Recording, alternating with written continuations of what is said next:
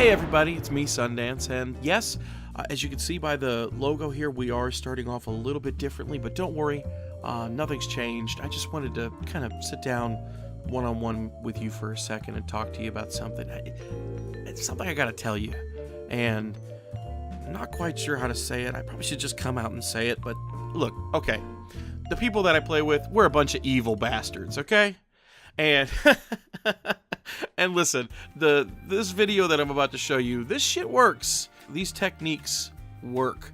And are there counters to this? Of course there are counters. There are counters to everything. But yeah, I just wanted to give you that warning. It's effective, but I'm not quite sure it should be effective, if you get my meaning. So there, consider yourself forewarned, and we're diving right in.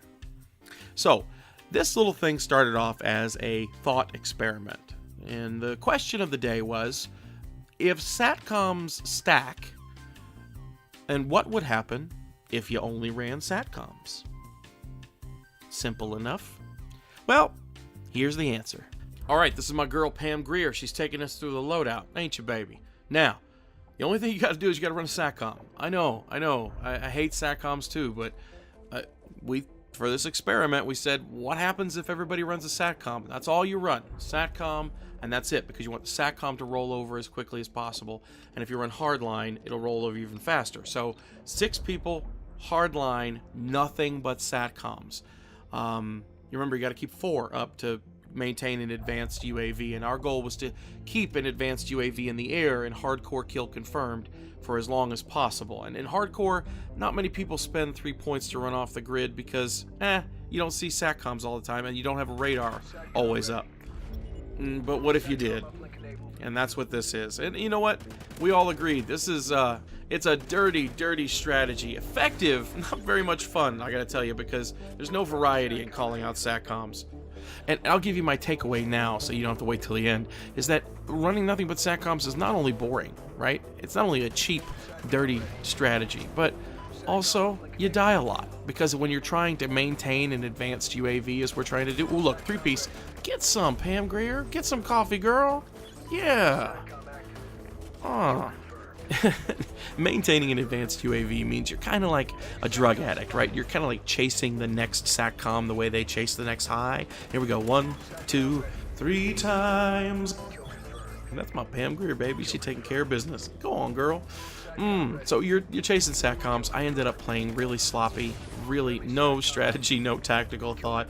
Just rush the dots on the screen and try to kill them as fast as possible so I could get a SATCOM. And you know, we did this for 7 or 8 matches. Watch that IED, and boom, the advanced UAV shows all, son. I know where you are. Sit down.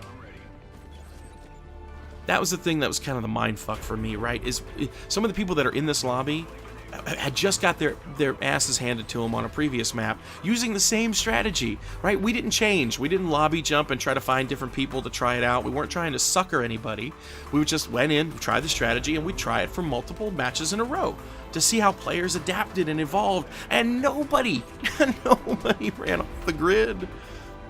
I mean, it's 3 points. I understand if you haven't unlocked it yet, that's one thing. But, I mean, by this point, we're, 3 weeks into the game, surely you have a character, a soldier, something that you got off the grid. Anything. This is a PSA for just one class. Just one class you need to have off the grid.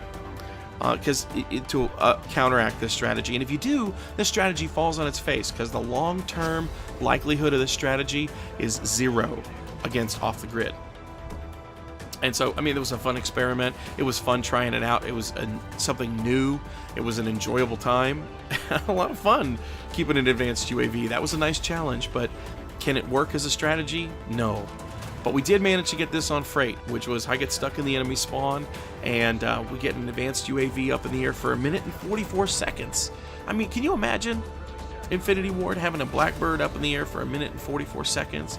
And so I don't really understand the thinking behind making SATCOMs stackable like that versus just putting in a streak like the Blackbird or the Orbital VSAT that just set up high enough that it does take some skill or some effort to get to. It just didn't make any sense to me. I think I would have preferred that versus doing this. And for the most part, everybody we played were good sports about it, and they understood what we were trying to do, except that one group let us know exactly how they felt about our strategy. Look at this guy climbing up the ladder, and guess what? Guess who's gonna die first, me or him? That's right, if you guessed him, those are the long odds. Oh, we were all lagging all over the screen. Match did not last long as soon as we started calling out advanced UAVs.